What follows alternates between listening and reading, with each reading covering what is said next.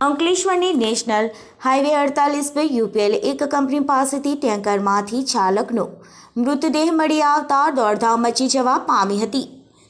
પોલીસે ઘટના સ્થળે પહોંચી હત્યાની આશંકા સાથે તપાસ શરૂ કરી છે। અંકલેશ્વરમાંથી ટેન્કરમાંથી જ ટેન્કર ડ્રાઈવરનો મૃતદેહ મળી આવતા ચકચાર મચી જવા પામી છે। વલસાડથી અંકલેશ્વર આવેલ ટેન્કરના ચાલકે અંકલેશ્વર નજીક નેશનલ હાઈવે 48 પર યુપીએલ એક કંપની પાસે અંકલેશ્વરથી ભરૂચના સર્વિસ રોડ પર વાહન પાર્ક કર્યું હતું।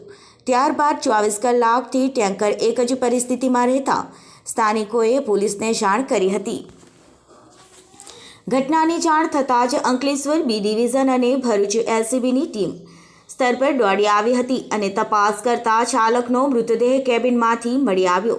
ત્યારબાદ અંકલેશ્વર શહેર બી ડિવિઝન પોલીસે ફિંગરપ્રિન્ટ એક્સપર્ટ અને એફએસએલની મદદથી આગળની વધુ તપાસ હાથ ધરતા પોલીસે મૃતદેહનો કબજો મેળવી તપાસ હાથ ધરી હતી, જેમાં મૃતદેહ પર ઈજાના કેટલાક નિશાન જોવા મળ્યા હતા।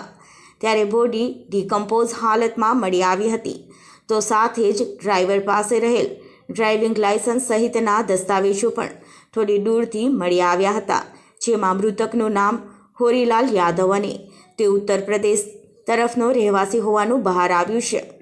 ત્યારે પોલીસે હત્યાની આશંકા સાથે તપાસનો ધમધમાટો શરૂ કર્યો હતો અને આસપાસના સીસીટીવી ફૂટેજ મેળવી અંકલેશ્વર શહેર બી પોલીસ અને જિલ્લા એલસીબીએ આગળની વધુ તપાસ હાથ ધરી હતી।